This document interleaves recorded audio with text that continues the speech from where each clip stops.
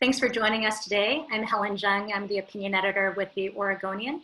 Laura Gunderson is also here from the Oregonian Editorial Board, and we're here with the yes and no sides of the Metro Transportation Measure campaign, or the Metro Transportation Measure, which will be on the November ballot. Let's just start things off by asking the representatives from the Yes campaign to tell us a little bit about the measure and why they think voters should vote for it.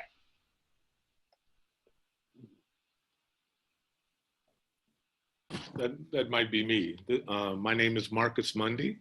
I'm the executive director of the Coalition of Communities of Color. And thank you to the editorial board for inviting us to speak here today about this sorely needed regional measure. As Andrew Hone, my good friend, knows from my letter to the PBA back in July, the CCC is an unwavering proponent of this measure, mostly because it clearly addresses many of the transportation and infrastructure issues afflicting low-income, historically disadvantaged, and communities of color in our region. Also, after sitting on the T2020 Transportation Funding Task Force for over a year, I learned that this measure uplifts not only those equity concerns, but safety, efficiency of transit, jobs, both immediately and into the future. So I'm here with my colleagues to speak on behalf of those who cannot. I'm here to ask if everybody on this call has one or more computers in their home, and if your workplace allows you to work remotely, and if you have a car to navigate our region, and if the streets where you live have sidewalks and traffic lights. I'm here to remind you that not everybody in Portland can say yes to those questions. I'm here to remind you that you can't clean a building, you can't flip a burger, change a hotel bed, hand stitch a shoe, you can't change a bedpan, you can't deliver a pallet of goods. None of those things can you do remotely, and you certainly can't do it on the laptop you don't own, through the hotspot you don't possess, with the Wi-Fi you can't afford. These are the jobs we're talking about that the newly crowned essential workers provide for this region, and for whom we are trying to provide a real transit system for and by this measure. And also, these individuals are who make money for Oregon businesses like those we're talking to today. Everybody wants a robust economy for our region, but a robust economy requires investment.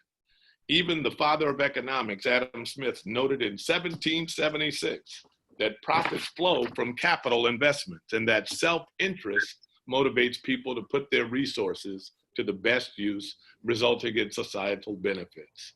That's nice, but it is in the self-interest of every person and every entity around this electronic table we're sitting to support this measure for the benefits of the shareholders. And make no mistake, the residents of this region are the shareholders in this equation and must be given the dividends of access to rapid transit, safer roads, living wage jobs, and a decent future.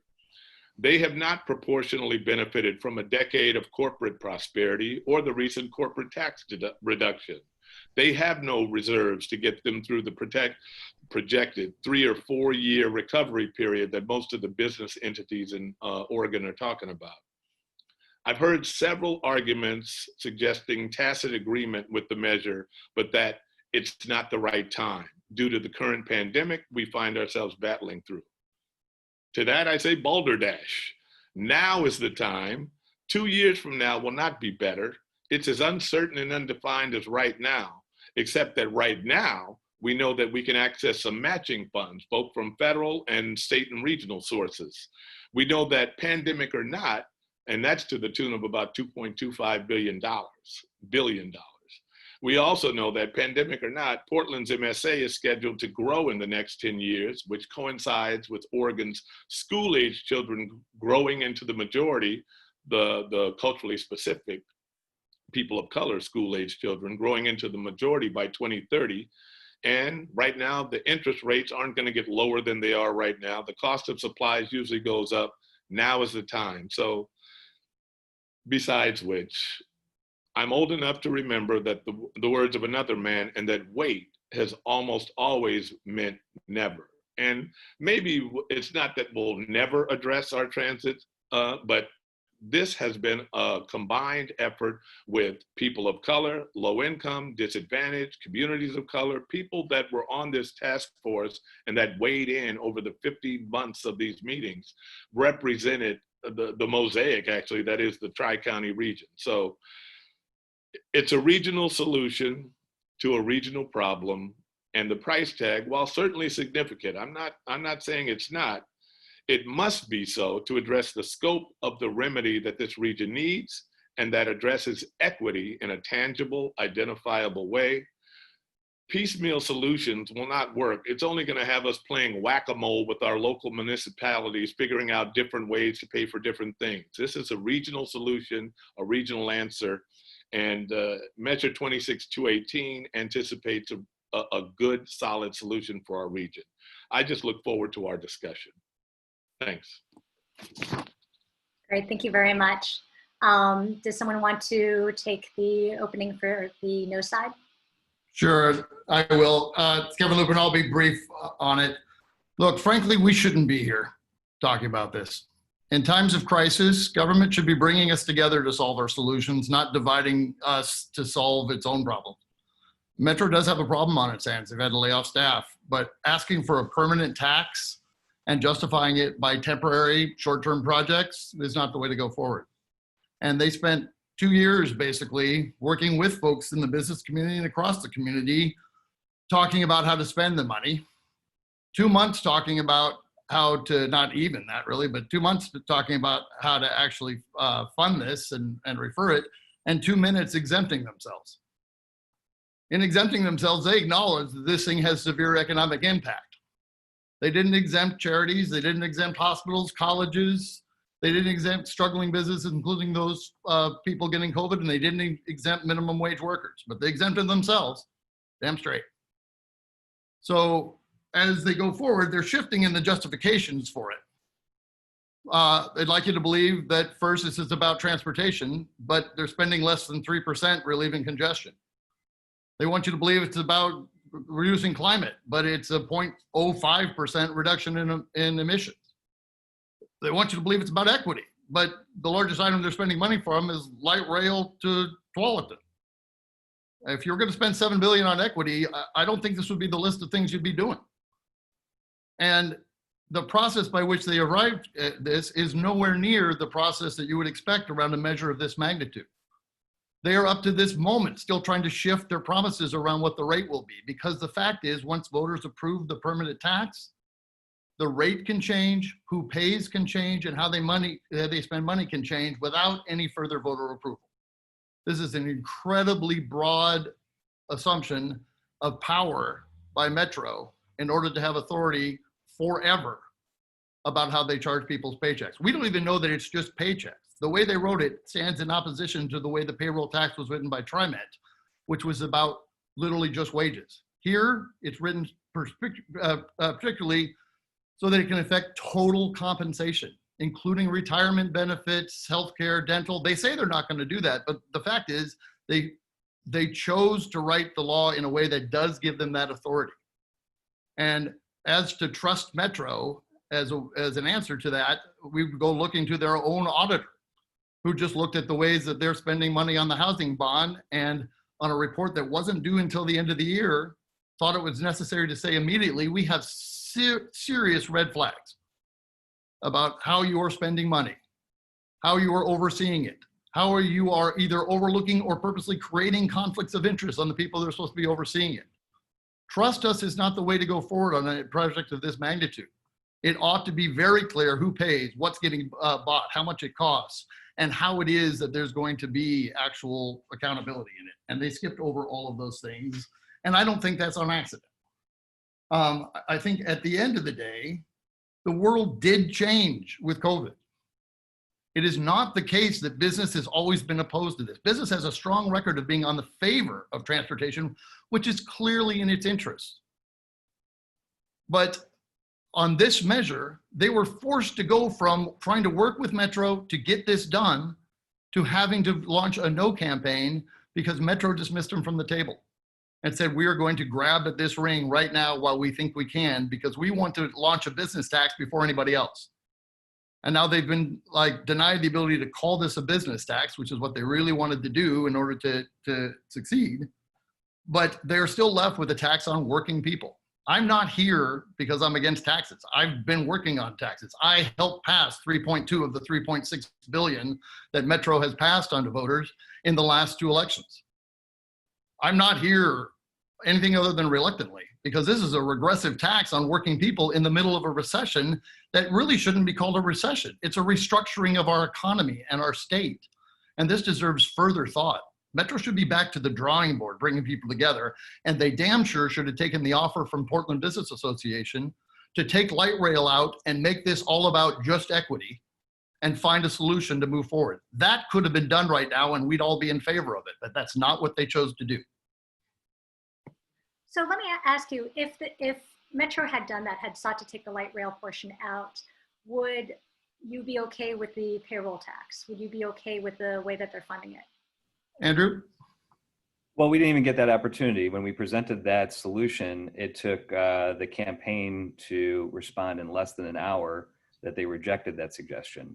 So we never even had the opportunity to dialogue. And I would remind everybody that where we began, this tax conversation began really in earnest in January and February, where we understood a payroll tax paired with a vehicle registration fee.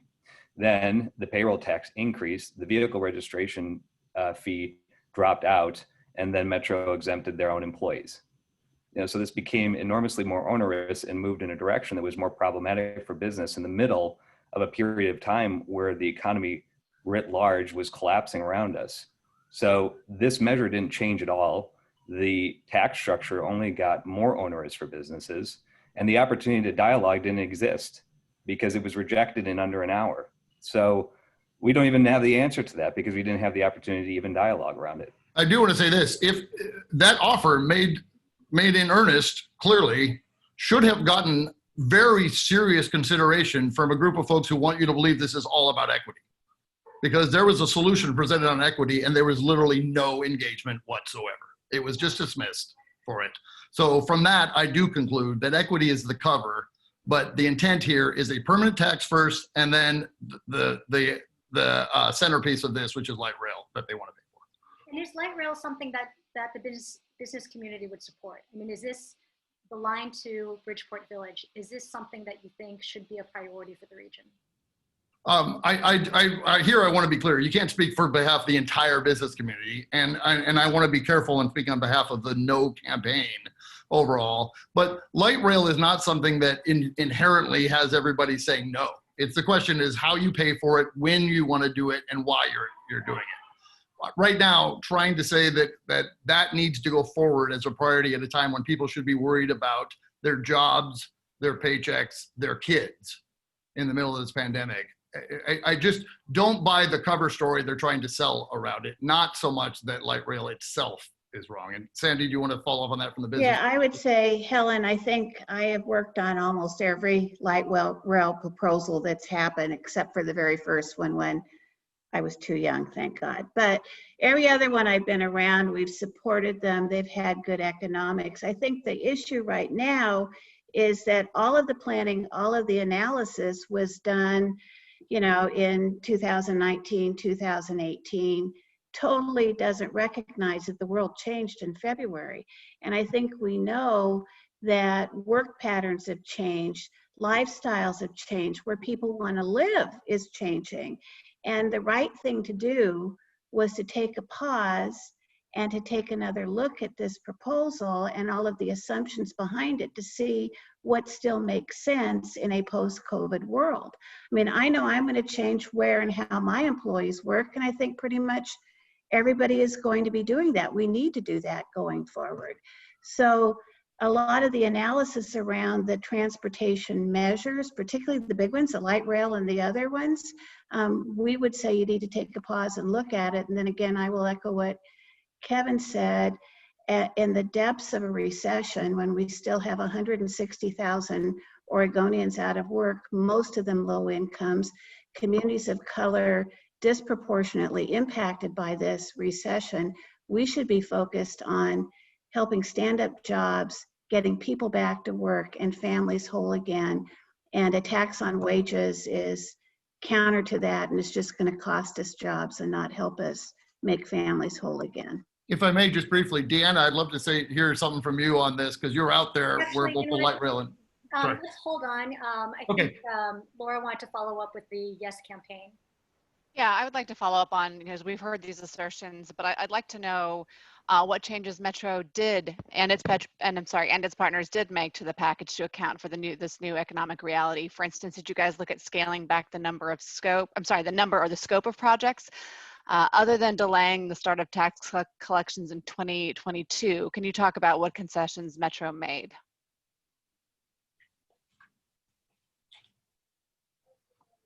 We're doing that thing where we're all looking at who's going to go first. That is a lot cleaner in person. I guess I'll start briefly, and I'd love for others to jump in. I'm Meredith Connolly. I'm the Oregon Director of Climate Solutions, but I also served on the task force as a task force member from the beginning, and as did Marcus. And so, you know, I would love to kind of describe the process that we went through to develop this with community members in the business community and everyone who is around that 35-person task force. The first, I would like to actually echo what Kevin said, which is that business was at the table. I sat next to the PBA president from the beginning, developing this task force. And they did have their say. They put things in that they wanted. They were listened to. I've recently followed up with that PBA president. They said, I like everything that is in this package. I still support everything in this measure. So I think this, and it was very, I think one thing that, in addition to the process being very deliberative and I would say long and looking different with all the representation around the table of communities that have not been listened to and represented and invested in for decades. You know, every meeting started with an hour of public testimony of folks coming from around the region and saying, you know, I have to walk along TV highway and I don't have a safe way to cross it. I have to drive just to get to the school across the way. Or, you know, I am an essential worker. I go to work at 4 or 5 in the morning and I don't have a light and I don't have a sidewalk to walk on. Could you guys work on that? It was, you know, it's just the amount of underinvestment that is overdue for so many parts of our region were put into this package. We also heard from folks looking at getting people back to work and creating all the good jobs in this region and building out really from a regional perspective, how do we get people moving and solve for our congestion crisis that is going to grow as the region grows, our climate crisis that we just got a wake-up call for earlier in September with the wildfires. You know, how are we looking to build things in a different way so that we are really solving for congestion by reducing reliance on single trips, getting more people on transit, electrifying our bus fleet. You know, transportation is the biggest source of climate pollution. All of those measures and considerations we're taking into it along the way. And I would say we actually push back against, you know, expanding highways or other solutions that have not solved our problems down the line, but rather looked at alternative transportation options that actually resolve congestion and put people to work. And I don't know, Ramphis, if you want to talk about, you know, some of your experience in the economic side. Yeah, no, I just want to back what I think both which Meredith mentioned, and what Marcus mentioned. There's been a lot of community engagement around the development of the types of projects that are going to be invested in this. And as a son of an immigrant who was raised in Aloha, I understand that not all of our communities have the same transportation options as our well-off communities. So BGA endorses policy because community groups like CCC, Verde, Opal have endorsed this policy. So as we're talking about equity, we need to, again, I agree with Sandra, there are low-wage workers, people of color have been disproportionately impacted by our recession. They've been the first to be fired, and as we're starting to see, the last to be rehired. And so when we take all these investments in aggregate, the types of jobs that will be created in construction, I will say that Metro has done its job around what equity can look like around job creation. They did what's called a Construction Career Pathways Project, C2P2, which I'm happy to share after this conversation, to ensure that all of our investment construction projects have a career pathways for women and people of color. Women and people of color in construction and apprenticeship programs. And I'll note here, apprenticeship programs are the gold standard in job training. They're essentially earned. Right, I appreciate this. And certainly the equity component is very robust. But the concern is, what did Metro do to acknowledge the reality of the economic crisis we're in? I mean, you have hundreds of thousands of Oregonians who are thrown out of work. You've got businesses closing down. What we're wondering is did Metro and the people working on this take that into consideration in any substantial way? So the short answer is yes. Lynn Peterson, Metro Council President, from the very beginning after COVID hit and we all shut down in March, and we, along with everybody else, had to lay off a significant portion of our workforce. We had to do that immediately. We obviously knew that there needed to be a moment, and we did not refer the measure in May as we had planned because we wanted to have more discussion. We referred it in July. And it wasn't until June, after 2 years of discussion with the business community, that we heard rumblings that there was something that they wanted to consider. But in the meantime, what we did do is we did, as you said, Laura, we delayed the tax collection until 2022 because we had heard we need 2 more years. We also exempted 90% of all businesses in the region because they're 25 or less employees. And after COVID hit, we had a conversation in recognition of COVID, knowing that there would be 4 to 5 years of coming out of a recession. What would it look like to ramp up the tax rate from a lower amount to a higher amount? And what would that do to our ability to get those projects out the door in terms of timeline? And we had that full discussion, and we had a discussion with representatives from the business community, and that ramp up was rejected before we went out. Since then, we've been asked by the Tiger Chamber to reconsider that, and Councillor Dirksen and I have made a commitment to bring a resolution back to the Metro Council after this passes to allow for a ramp up in the tax rate from a lower amount to a higher amount. Helen, could I just please respond quickly to that? Sure. I just wanted to say that that is just flatly not true, Lynn, and you know it. You referred the measure in May, the Homeless Here Together measure, because you were forced to. I led that coalition. If I understand correctly, Lynn was talking about the council vote on the measure. And so the council vote actually occurred in July, but I didn't. The context you're missing is that she just asserted that she didn't move it forward in May because they wanted to have more time to talk about it. She didn't refer it in May because she was forced to move the other. And certainly, we had, certainly we had concerns about some of what happened for the May ballot, but I do think that that's a little bit, the point I wanted to get to it on it is what they responded to this for is pushing forward faster. The thing that I found interesting is this morning in the pamphlet piece, talking about how Metro's not going to be opening up venues for years, perhaps. Lynn said, we were trying to do it as quickly as possible. These venues are vital for the economy of the region. We just don't know when that is that we can open them. These are unprecedented times. So here she is granting that COVID and the economic impacts are so unprecedented that they're keeping Metro from doing anything except pushing forward for a permanent tax on people's wages.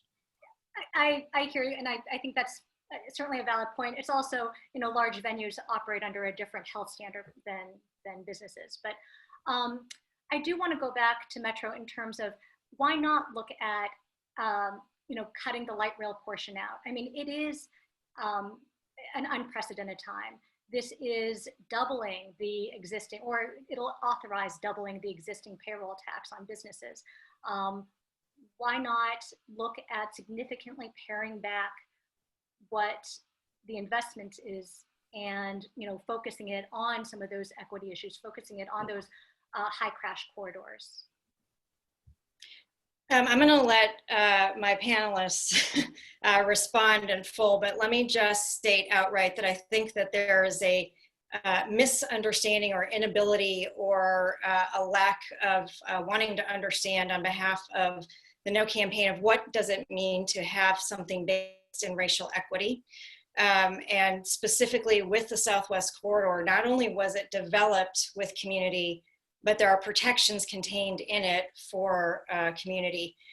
There are communities along that corridor that are low income. There are communities that are Muslim and Latino along those corridors, and I think we need to recognize that. But I would point to our panelists to talk about how that we're involved in the task force. What does it mean to have a racial equity lens? There are not racial equity projects. It's a racial equity lens in terms of the development and the design and the inclusion. I think Keith wants to jump in. I would just say, to also answer your question, that I think it's inaccurate to say that we could come back and do this light rail project later. There's $2.25 billion of federal matching funds on the table now that won't be available later. So we're not going to get another opportunity to come back later. It's been a deliberative process and it's teed up and ready to go. And investing now for a project that will take a long time. We will be out of COVID, we'll be out of this economic recession, partly because we're putting so many people back to work and building for this regional growth. Those problems are going to be waiting for us. We're already at 90% of pre-pandemic traffic levels. So if it's already that bad, we know what it's going to be like very soon.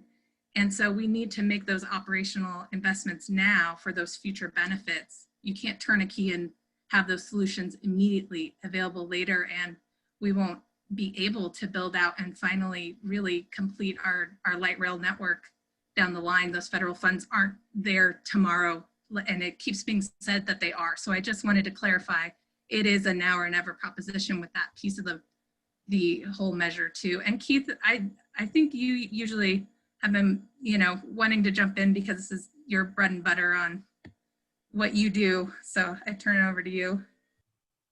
That's all right, Helen. The point I wanted to make, and I wanted to just address Kevin's point and concern that we're in a crisis, and he's 100% right. And in February, had I had a chance to vote yes or no, I would have voted no in March when the pandemic hit. But what we have now is turning the danger into the opportunity. So the numbers out in Oregon, we're at 7.7% unemployment today. We're at August of 2013 recovery levels. So for us to retrench and not take advantage of this opportunity to fast track our economic growth, we're shortcutting our opportunities as a region. So to kick this can down the road, knowing what we know today, knowing what we know on October 2nd, it's a whole lot different than what we knew on April 2nd.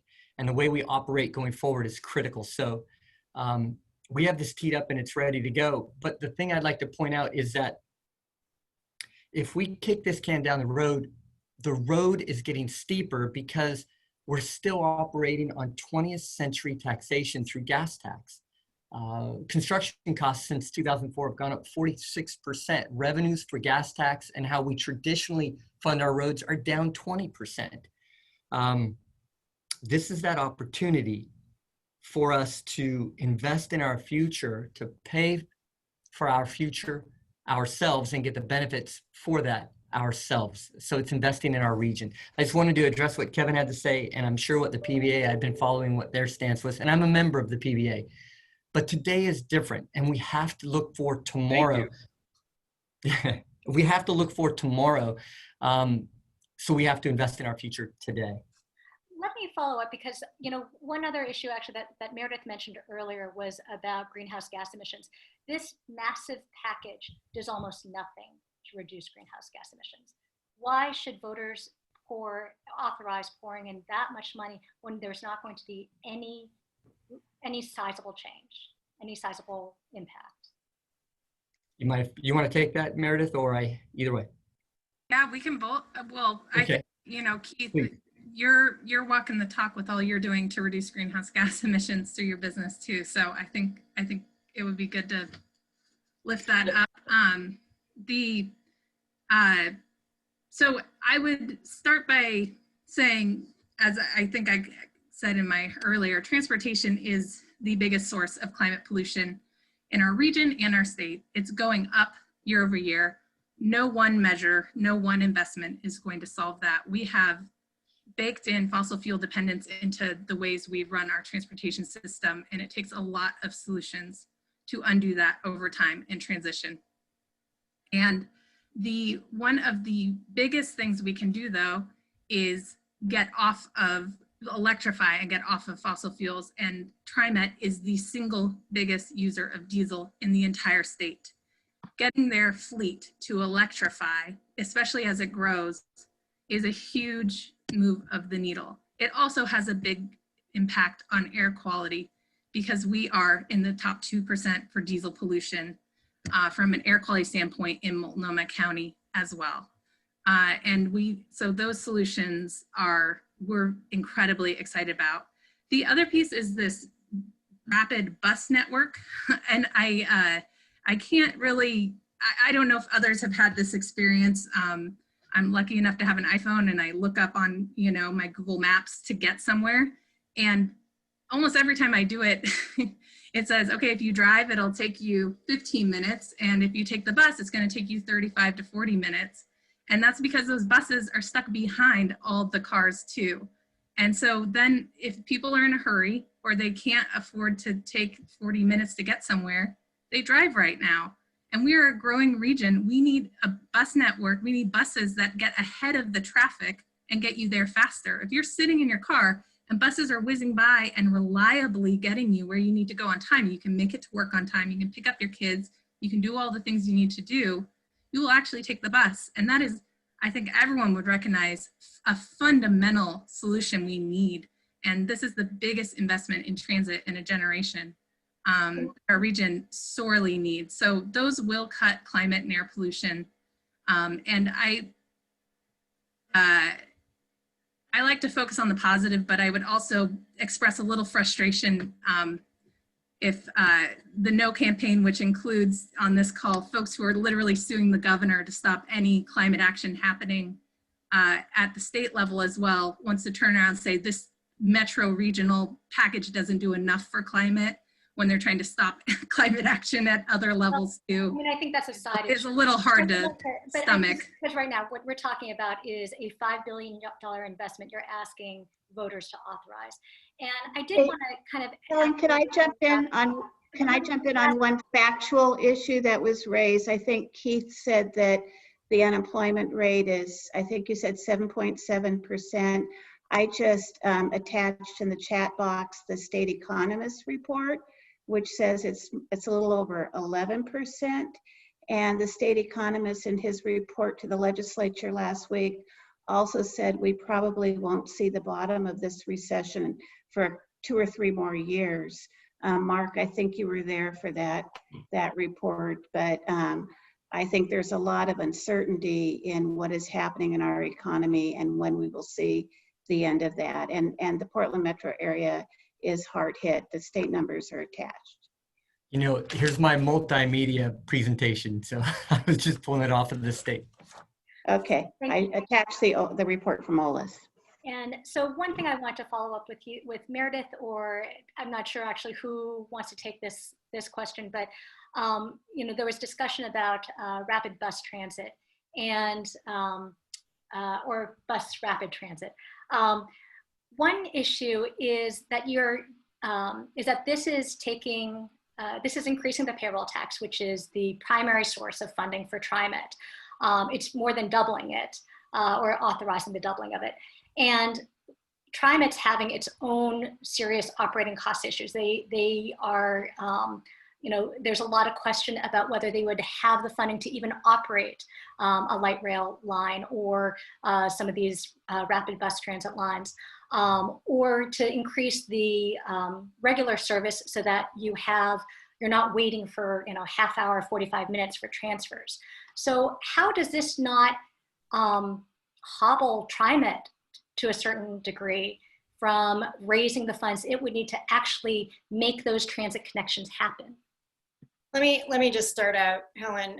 Just technically, there's no way to get a full funding grant agreement from the FTA unless you can show that you can afford the service levels. So that's the first thing. The second thing is HB 2017 from the state level did increase with the employee payroll tax, which is actually a wage tax, unlike what the opposition has been saying. This is an employer payroll tax. The HB 2017 money, right, they are out on the ground putting service back out, and then they can go above that with whatever they have left over. It's two separate things, but what we do know is that where TriMet is looking to increase service levels are in these high capacity transit corridors that they already had at 15 minutes or better, but they have to put more buses out, right? Which is very much an increasing cost to keep the headways at 15 minutes because of the congestion levels on the roadway. So the 260 smart signals through these 17 corridors are what gets traffic flow predictable, as well as our transit fleet more predictable for TriMet to be able to bring down the costs of operations in those corridors. So it's a win-win for everybody. So you don't think that this is going to hurt TriMet's ability to have the revenue to fund or to operate all these lines or increase service so that you have the climate goals, or you have the reductions in greenhouse gas emissions that aren't necessarily already built into this plan? I think the fact is that right now TriMet cannot meet an increase in transit service levels because they're stuck in congestion. So it doesn't matter how many more buses they put out right now, right? Fundamentally, our system is broke. It's broke both for the vehicles and it's broke for transit operations. So this fixes that so that they can go above that as they can afford it. We sell space and pace in our industry, Helen. I sell space. I have a trucking company. TriMet's very similar. They sell space and pace. If we don't and cannot offer either, we don't succeed. And that's what's happening with TriMet right now. Their ridership is at 4% and falling. When you look at Stockholm, the same areas we have as far as people there at 40% and climbing. If we don't invest in our transportation infrastructure and do it now, we're constantly going to be falling behind. That goes back to two questions prior. You said, well, why is the Southwest Corridor considered a climate mitigation issue? Because we have to have it for the spine to tie in all the other 17 projects to speed the system up. If we're constantly caught in traffic, which is what our buses are, without the infrastructure of a TriMet or mass transit, the whole system stalls or lurches, and nobody succeeds, and we're not able to address climate or quality of life because our employees are stuck in congestion, and then they move some other state and we're unable to retain and hire. It's a comprehensive ecosystem that all has to work, but we have got to invest in it, and we're already decades behind in that investment. So, and I can talk to you in terms, if you want to know what I'll be paying the tax, we're one of the 9%. I'd be happy to show you what our revenue is at now and our profits are at as well, to just show you that we can fund and pay for this investment today, or at least my group of who would be the responsible parties to pay. What's clear on this is that there are externalities that haven't been considered where they are going to increase costs. They're admitting that they need to wait 2 years on this. We just don't know why we should trust that they know when the economy is going to recover, in what ways. And 2 years is a hell of a long time to actually back up and get it right. And I do think on that, I'd love to hear just briefly from Mark Hass, who's the revenue chair of the Senate, about that process. Mark? You're on mute, Mark. Mark, you're on mute. Sorry. Sorry, I think I accidentally did that. Oh, nice, Helen. I don't mean to do that. There, you should go on, Mark. Everybody drink. Hello, everyone. Mark Hass. I do chair the Senate Revenue Committee, and I think where I'm coming from on this is, I'm a longtime supporter of transportation projects, especially light rail. So that's not really an issue here, I don't think, for any of us. But what has caught my eye are some of these tax proposals, particularly this one, that are so enormous. I mean, this proposal is as big or bigger than the proposals before the Oregon legislature that have been proposed or passed.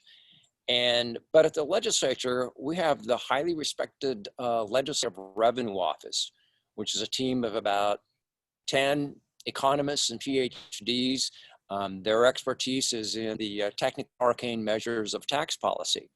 And speaking of arcane, they've worked on Oregon tax code too. And so they're just invaluable. They provide research and reports, and there isn't any kind of a tax increase or tax cut that they haven't seen.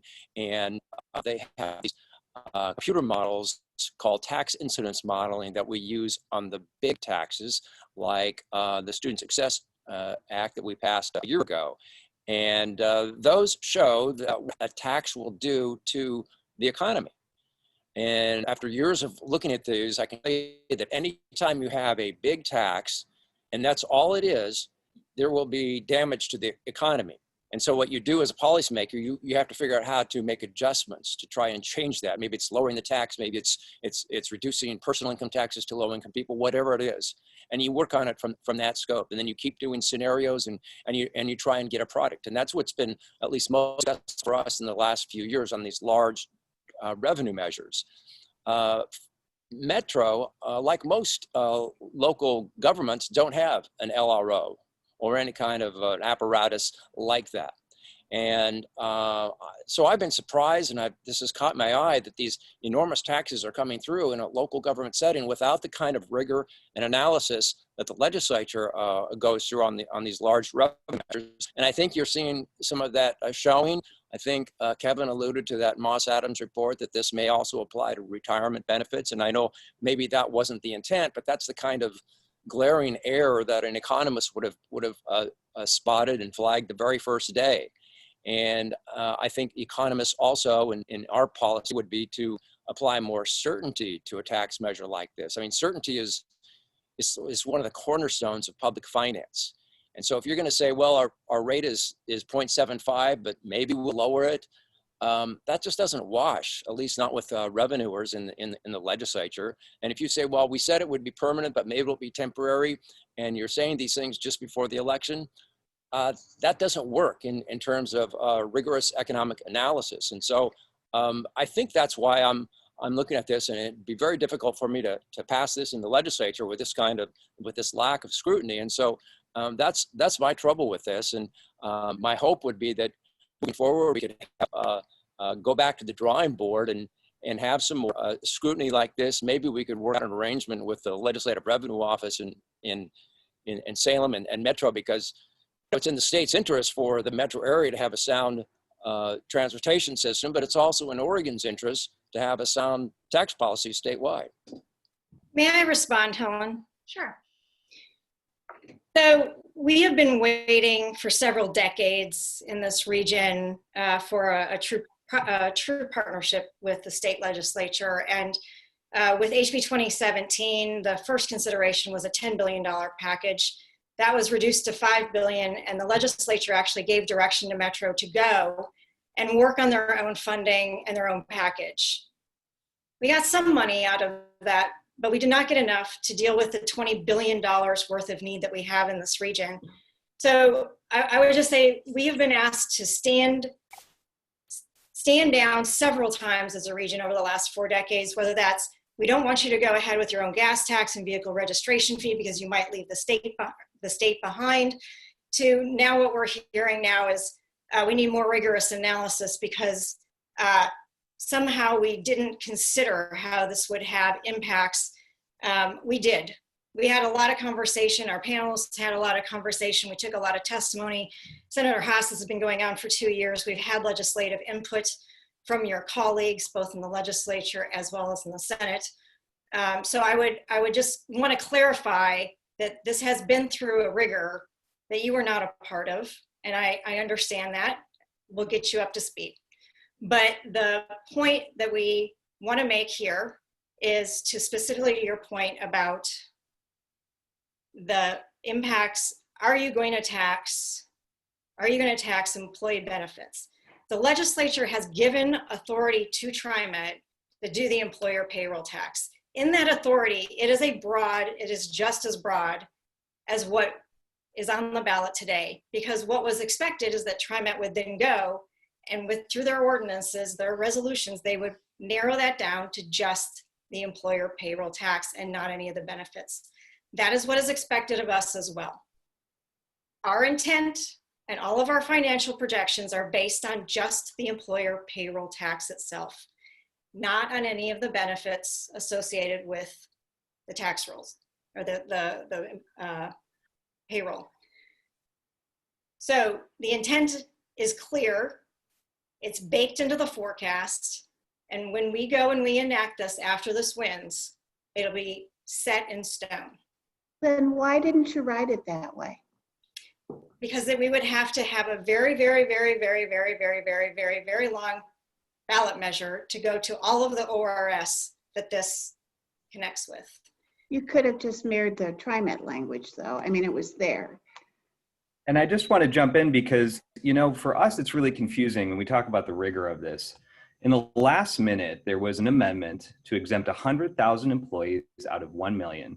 And it did not include a budget analysis, and to this day, no legal analysis that proved the point that one of the Metro councilors made, that somehow this was the illegal action, that they didn't have the authority to tax public entities. And yet there's no example of that, no legal review. There was no revenue review and nothing offered. And I would offer Christine Lewis's own point that she made in the hearing. We are at a point where I think it is essential that we ensure local government partners can continue to provide critical services to their communities that we all depend on. In many cases, our cities and counties have faced tight budget cycles, even in recent boom years, and we cannot undercut them now. I think it's a little disingenuous when we have our own Metro Council saying we can't undercut ourselves, so we decide to remove ourselves from this at the very last minute of adoption, offering an amendment that had no legal analysis and no revenue analysis when it was 100,000 employees, 10% of the total regional employment base. It's really frustrating to hear that there was an in-depth analysis, because clearly one of the most consequential changes that actually occurred in this revenue measure didn't even get analyzed for a minute. And so when we go back and we look at this, we can argue all the points that the yes side is making right now. Every part of the business community has been at the table. We're fans of transportation. We want to see this. It was part of our inspiration to make sure that this was done in a regional way. So I have a good segue right there before you finish there. I'm sorry to interrupt, but we're running short on time, and we really do want to get this answer from the Yes campaign. Is why not, if we assume that it's true that you need to seek the authority to impose this tax on local government payroll, why not wait to get that authority from the state? Sorry, I think you kind of cut out. Did you guys get the question? Oh, sorry. Let me just be very clear. We do not believe we have the authority. We want to clarify that through resolution. We would have made the commitment to seek the authority through the legislature. But I guess the follow-up question is why not wait? I have to say, we've asked for a written legal of council by Metro to provide to us. We put that in our transmission to Metro. To this date, no internal memo or council opinion has been offered to demonstrate that there's actually any prohibition currently in place that would prevent Metro from taxing public employees.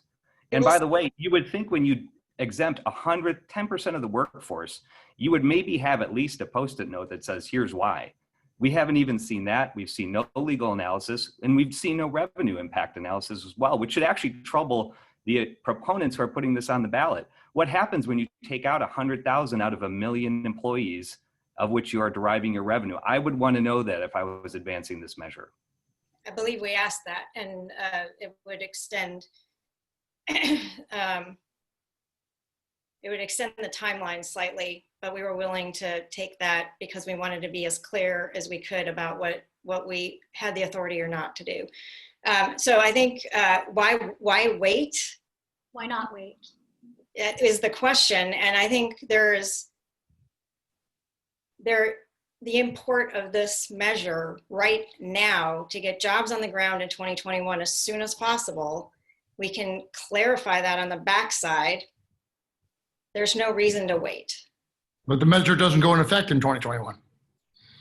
No, the tax rate does not get started until 2022, but we can bond immediately in 2021 against it. And we have said that over and over again. So let me ask, what if this fails? What would Metro and its allies do at that point? Well, this is the whole reason why I'm very concerned about this. I'm on board here because I think there's a lot of funding things we need to do. The biggest conversation for this state is how we're going to fund our future now. And the governor's talking about calling people into session after the election to try to do that. And I think this is a giant step backwards, forcing this conversation when we should be actually uniting the community and bringing stakeholders together. Finding the solution on equity, which was on the table, would have been a great way forward. But passing that up, I am really concerned that we need to be bringing together all parts of our community, the business community and labor, advocates and government officials, because we do have serious problems in front of us. And this is going to create a much more difficult environment. It is a big mistake politically before it's a mistake in the policy terms.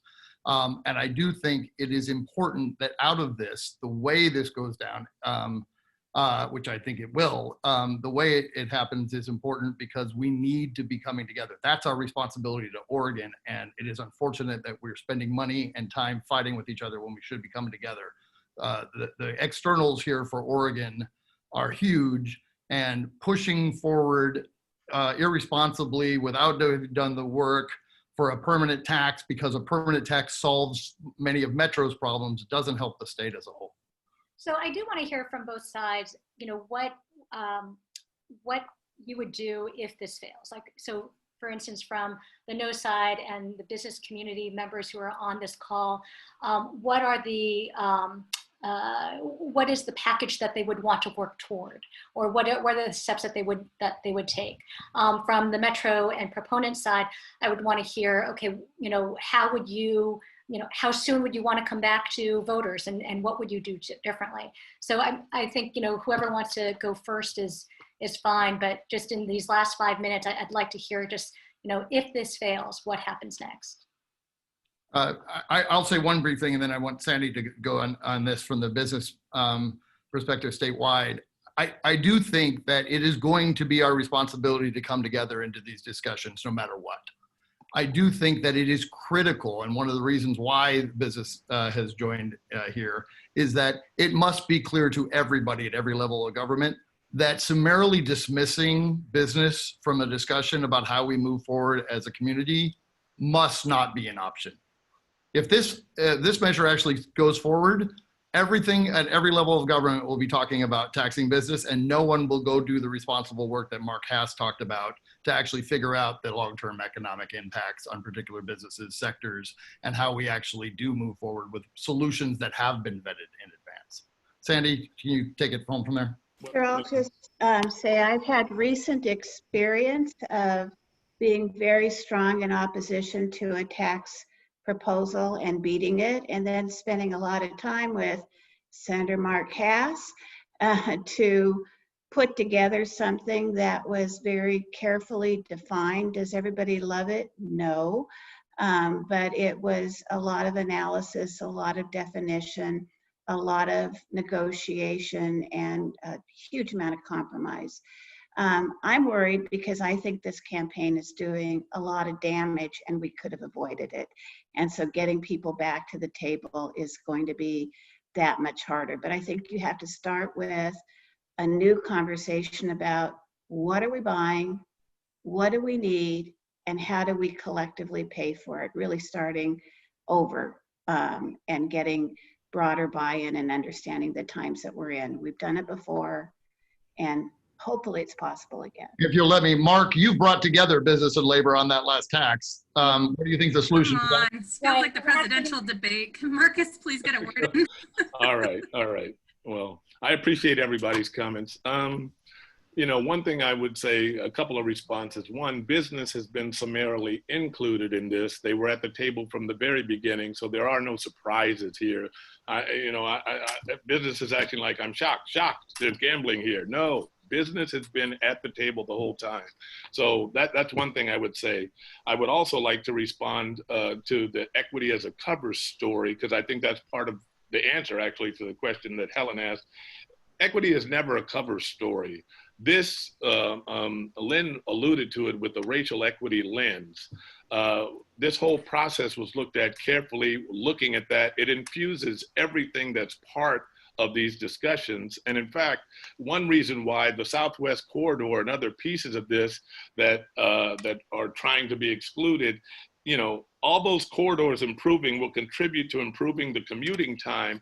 And I wanted to reference this Harvard study that I pulled up, which basically said, so take 2 seconds. I can't use my own technology, and I apologize. I just wanted to read it to you. That said, in a large continuing study of upward mobility based at Harvard, commuting time has emerged as the single strongest factor in the odds of escaping poverty. The longer an average commute in a given county, the worse the chances of low-income families there moving up the ladder. Now, that was back in 2015, but what it underscores is that, and it talks to what Keith talked about with the spine, the connectivity of this whole network. The whole network has to work to uplift everybody. So I don't actually accept the premise of it, this measure fails, because we don't believe it's going to fail. Of course, we would work with the business folks on this call and elsewhere to try to make something else work to remedy these problems. But we don't believe it's going to fail. And it really can't fail at this time because so much is at stake for the people that are in the outlying areas of Oregon. So that's my 2 cents. But I don't think it's going to fail. So it's a hard question for me to try to answer. Great, thank you. Well, that took us to the end of the hour. I really appreciate all the time and the great discussion that all of you brought. We may have some follow-up questions, but we'll just do that individually. But thank you again. We hope to be releasing our endorsement a week from this coming Sunday. Okay, thank you, Ellen. Great. Take care. Thanks so much. Thank you. Ellen.